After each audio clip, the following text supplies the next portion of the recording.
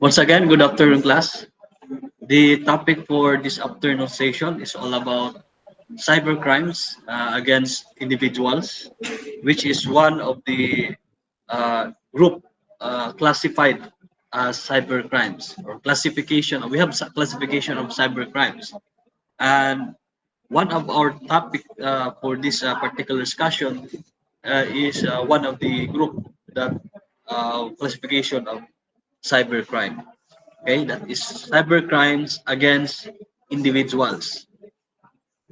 Now, in this discussion, you will be able to understand what are those crimes against individuals.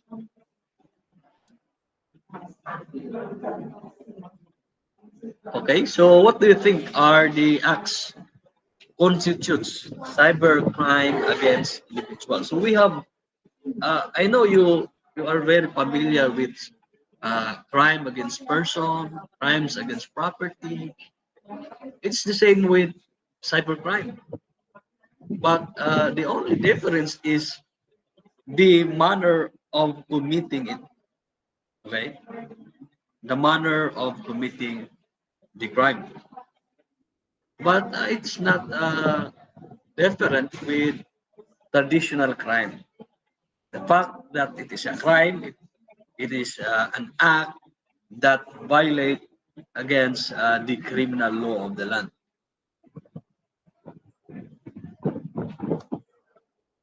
Okay, we have two kinds.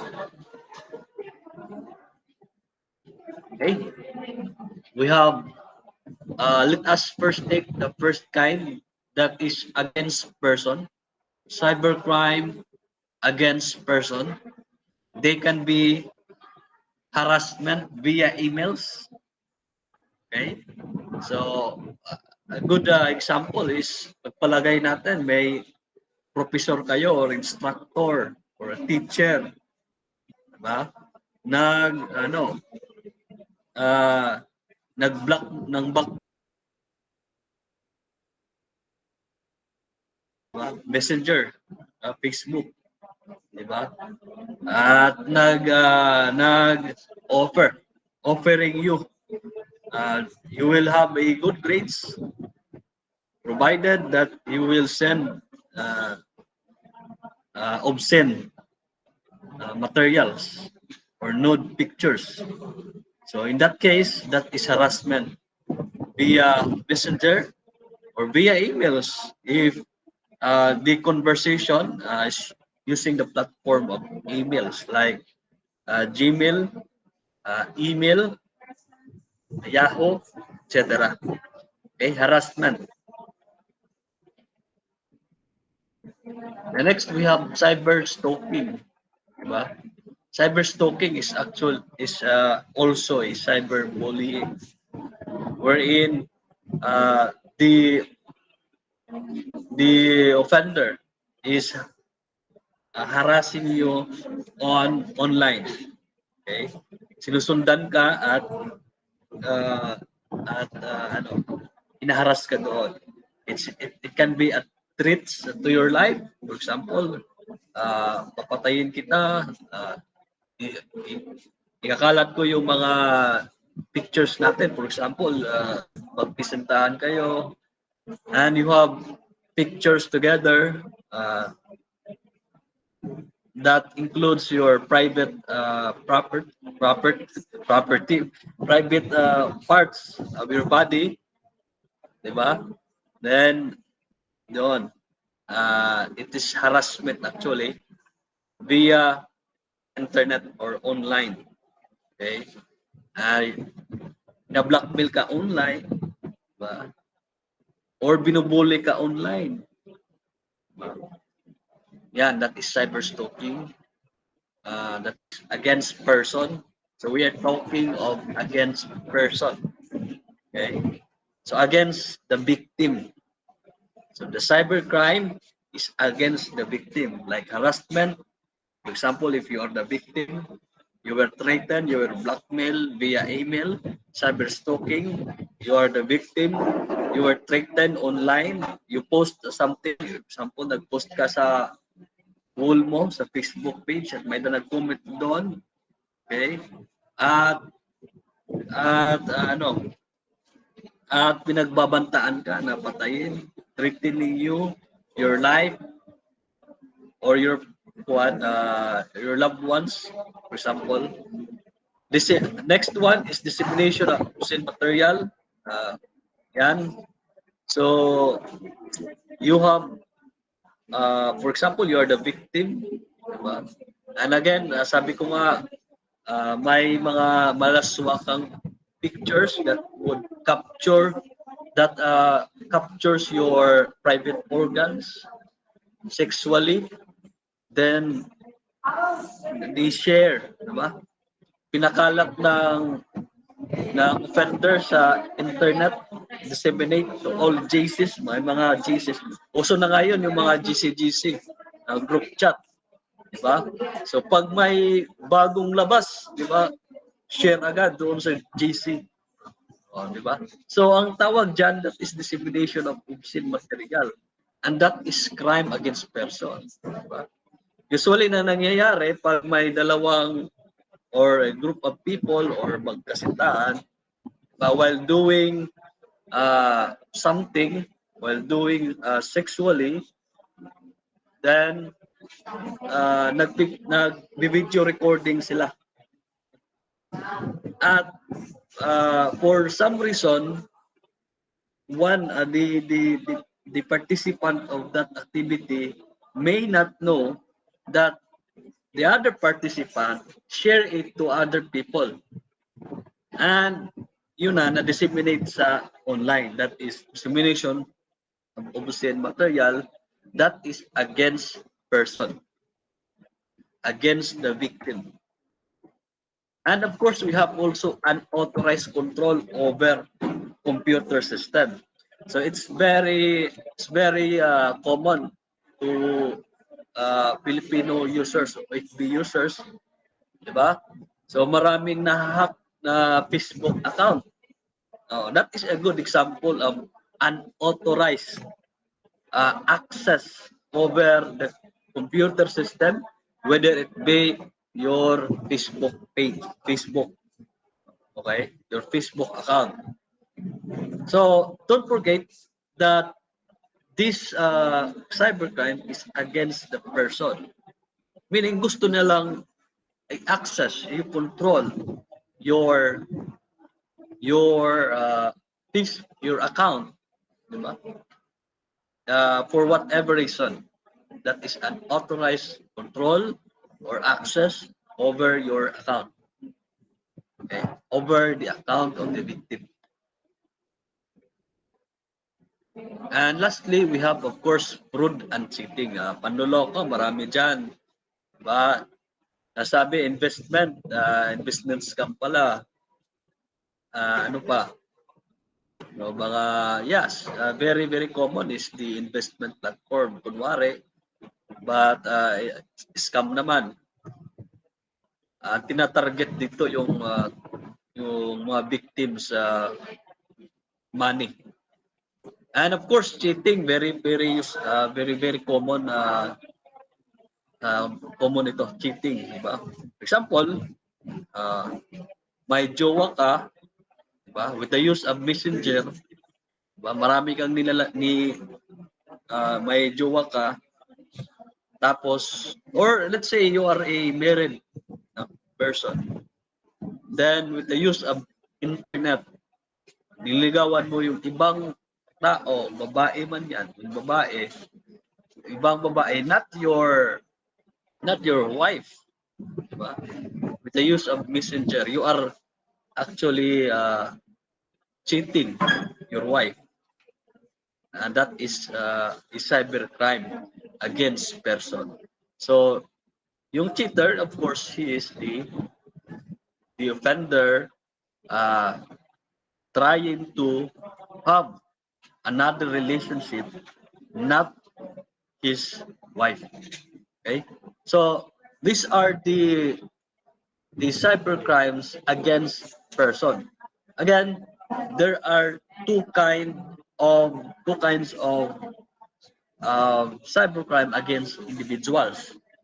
So it is not only on the the person. Okay, so cybercrimes against individual is not only to the person, to the victim, okay, but also to the property of that person. Okay? So hindi lang yung tao, yung victim, pati yung property ng victim. Okay? So we have computer vandalism. Diba? So you have the computer at for example, sinulatan yon bisan kahit ano na mga sulat. Yes. Then we have transmitting virus. Diba? And net trespass, that is trespassing over your internet.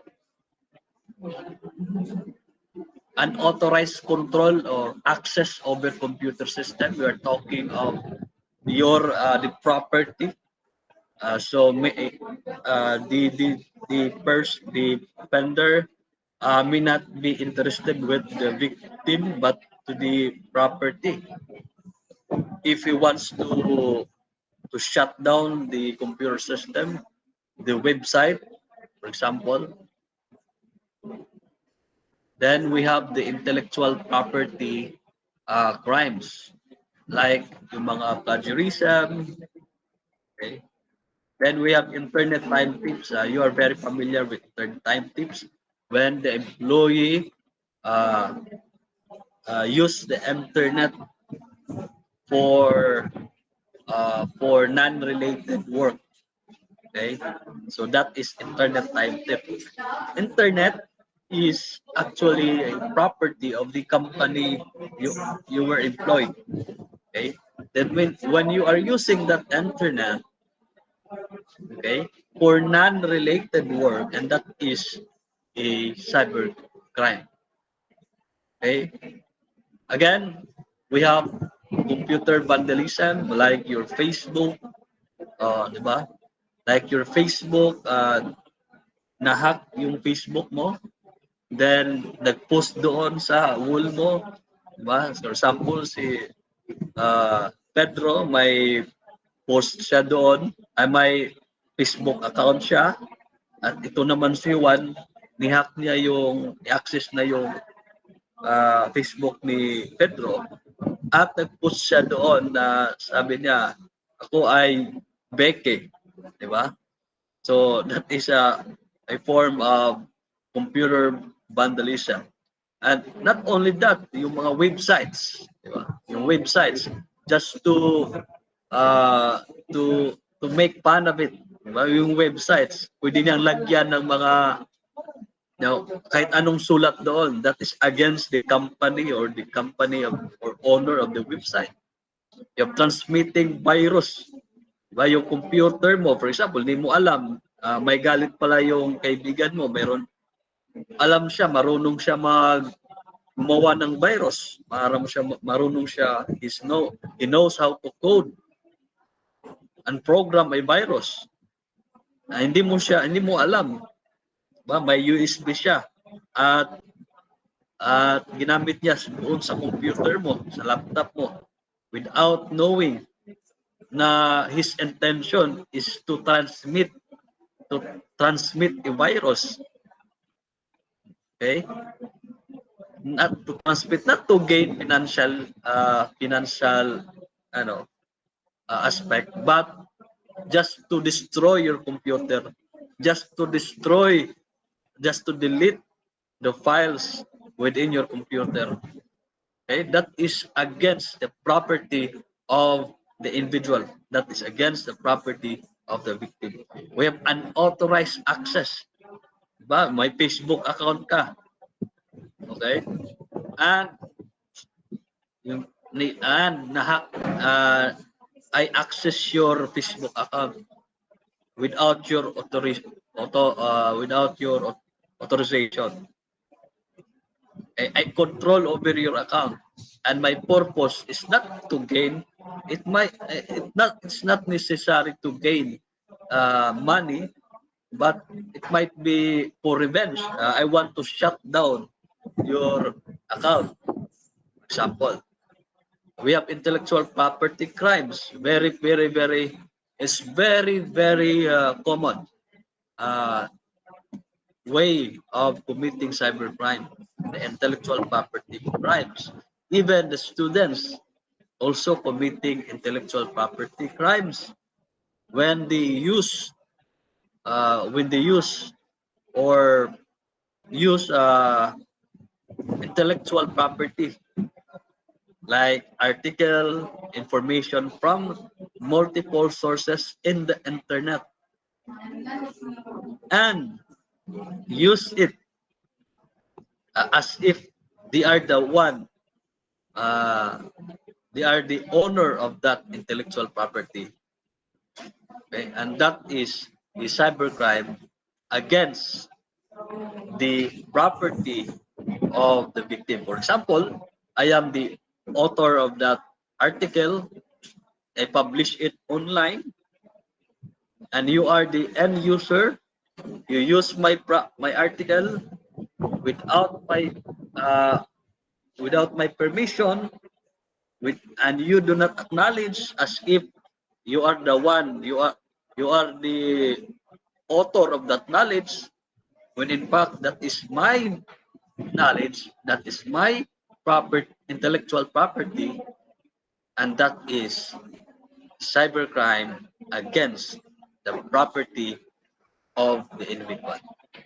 Okay, and we have the internet time tips. Example, you are now an employee, you are now employed in the law enforcement as police officer, but instead of uh, for example, your task is to uh, you are in the cybercrime division, ba? So usually you are using the internet of your organization, but during the tour of your duty, you are using the internet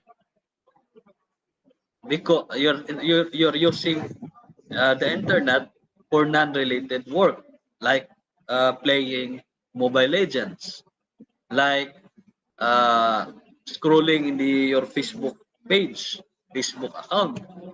That is not related to your work, and that is a cybercrime against the property because you are stealing the time, the time and the internet of your employer, of your organization, of your company.